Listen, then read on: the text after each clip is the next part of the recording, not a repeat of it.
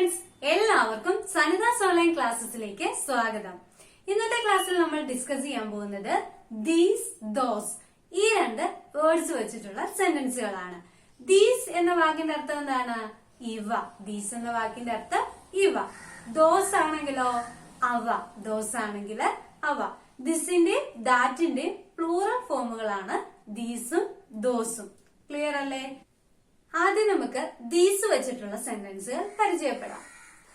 ഇവ ബുക്കുകളാണ്. ഇംഗ്ലീഷിൽ പറയാ ഇവ ബുക്കുകളാണ്. These are books. എന്താണ്? These are books. ഇവ ബുക്കുകളാണ്. എങ്ങനെയാണ് പറയാ? These are books.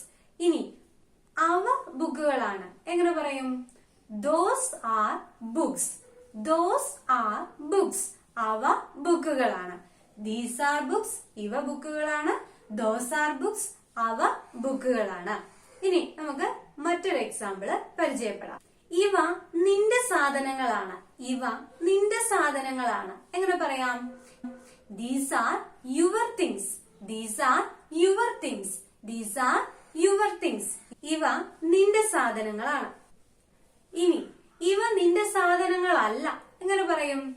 These are not your things. These are not your things. ഇവ നിന്റെ സാധനങ്ങൾ അല്ല. ക്ലിയർ അല്ലേ? ഇനി അവ ചേർത്തുള്ള സെന്റൻസ് പരിചയപ്പെടാം. അവയെല്ലാം പൂക്കളാണ്. എങ്ങനെ പറയാം? അവയെല്ലാം പൂക്കളാണ്. Those are flowers. Those are flowers.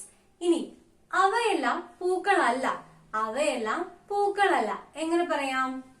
Those are not flowers. Those are not flowers.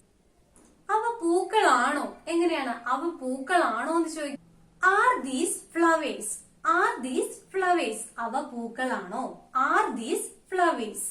Are these clothes. ഇവ തുണികളാണോ? Are these clothes.